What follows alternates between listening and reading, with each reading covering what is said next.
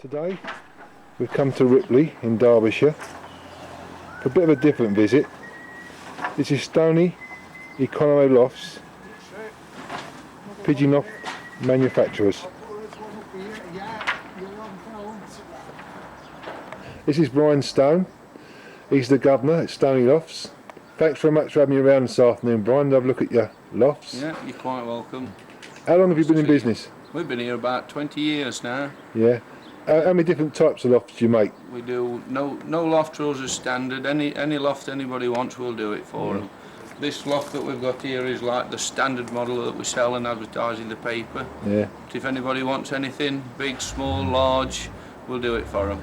Yeah. Anywhere in the country, we send lofts up into Scotland. What a good area for us, Scotland. Yeah. I think they have a lot of winds up there and blow a lot of lofts over. Yeah. Down on South Coast, Wales, Midlands, London. Yeah. Anywhere. Do you make the nest boxes and everything else? Yes, we send nest boxes out. That's a good seller for us. We do them nest boxes in a kit form rather than a made-up form, and we find they're a very good seller.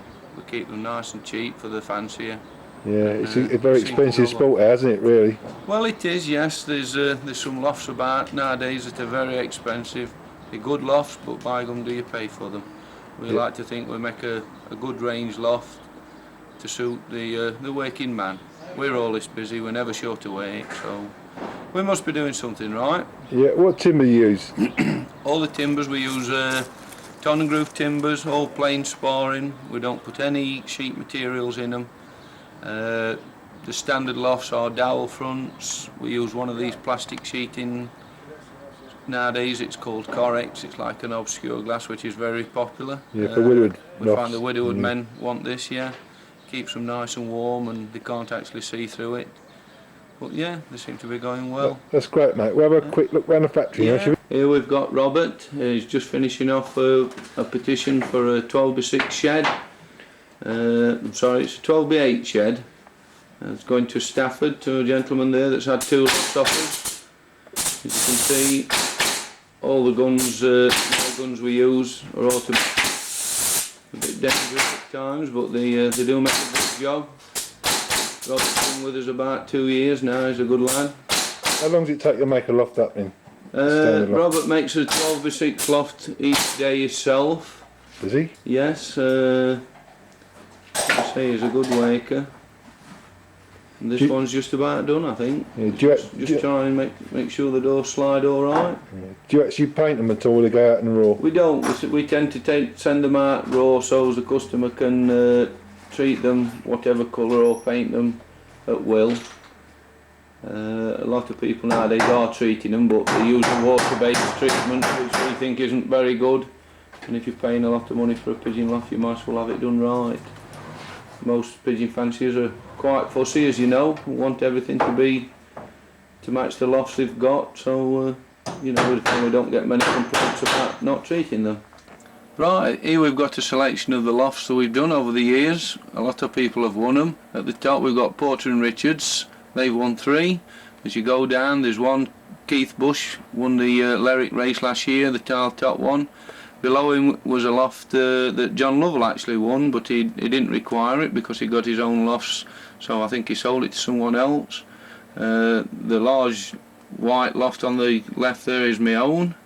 There's a loft at the bottom, that's another NRCC winner.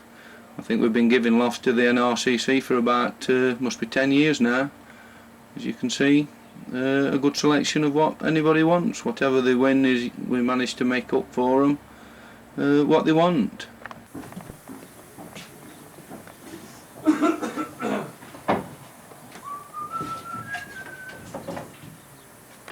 You raise pigeons yourself then, Brian? I do, yes. I've had them since I was a little lad, about 6-year-old. Yeah. What road do you fly? We fly south. We've not done too bad with them. No. Alright, Brian, thanks for having me around this afternoon. Yeah. It's been very, very interesting. It's been nice to see you, Rob. Thanks for coming, Keith. Very much. We've come down the other end of Ripley now to visit Brian's fantastic racing loft.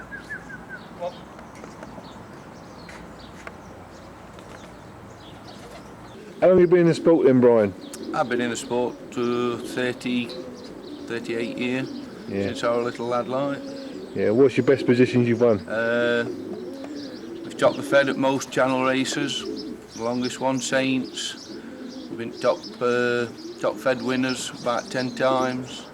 We've averaged about 30 to 40 face a year at one time. We're a little bit laid back in it now. We don't try as much as we used to do. Yeah, you race the South Road? Enjoy it. Yeah, we race the South. I have tried on the North once. I was goaded into it one season, so I had a young bird season on it. Won the young bird average in the strongest club round here with about average of 8 pigeons against some of the top flyers. This checker pied cock you're holding now is a 1990 pigeon. As a yearling, it was first club, first fed Saints, 509 mile, and then we stopped him and put him to stock, where he's bred about 4 winners. He's bred fed toppers. He's a grandson of Daniel and Sarah. He's a bush art, Valley Brothers lines. Peter Parkin bred the father to him, and they're chucking some very good pigeons. They win on short races and on long.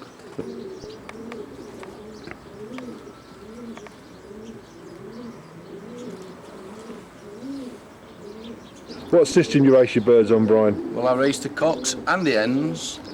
I have a round of young ones off them and then I split them up. I pair the hens up to 1 cock, probably 10 hens to 1 cock, and I do the same with the cocks. I don't race conventional widowwood. Last year we had 12 old bird races, and 10 of the races the hens beat the cocks. Yeah, when do you pair up? Middle of January. Yeah, how about feeding? What do you feed? I feed heavy. I'm not a corn tin flyer. I think if you expect pigeons to fly from the first race to the last, you've got to feed them heavy. A mixture of any corn. This is a scene inside one of your old bird sections. Brian, how many old birds do you race? I keep about 24 pair of old birds for racing.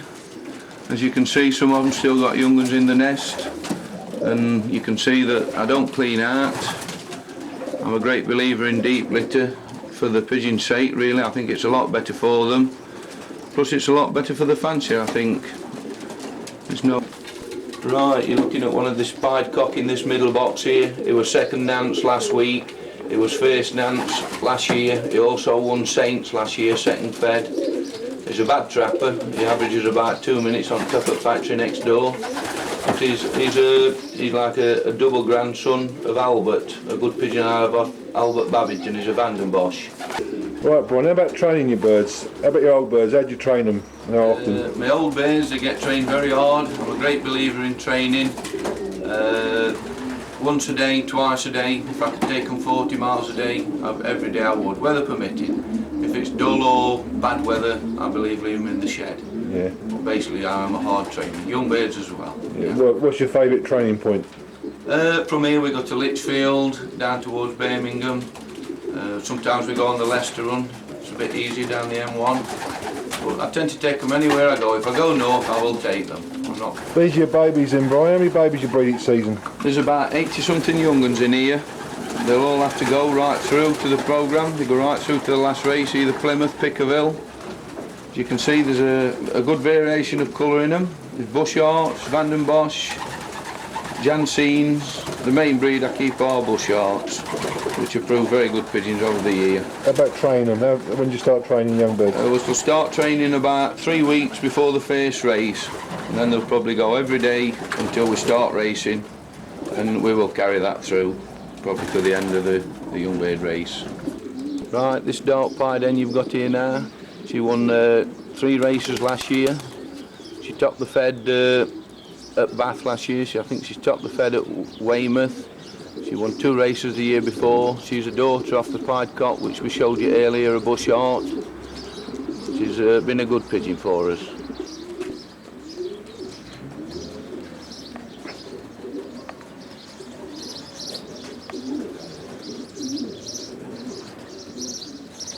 Right, now you're looking at my loft. It's 60 foot by 10 foot. A 3 foot corridor runs right the way through it. But a large section at one end for the young birds and about 7 for the old. I don't believe in overcrowding, so although I've got plenty of sections, we don't cram pigeons into them. Open door trappings used, which I think is a lot quicker than any other system. Who built it, mate? I built it myself. As you know, I'm a shed maker, but I actually made this shed out of little bits of everything, and it's done me good service. What do you look for when you're selecting your breeding pigeons then, Brian? I only tend to breed off the pigeons that have done something. If by the time the yearlings they haven't done anything, they're disposed of. Yeah. The winners, we breed winners to winners, and that's basically the simplest way of doing it. Yeah, you don't like ice sign or nothing like that? I look at eyes, I wouldn't pick racing pigeons with it. Yes, I have judged eye sign shows, I know what to look for, but it's not the be all and end all of pigeon racing. No. Anyway, Brian, thanks very much for having me around here today, mate, to see the pigeons. Yeah, and once again, thanks for having me around your factory. It's been a great pleasure. Yeah, it's been nice to see you again this morning, Keane. Thank you very much for coming.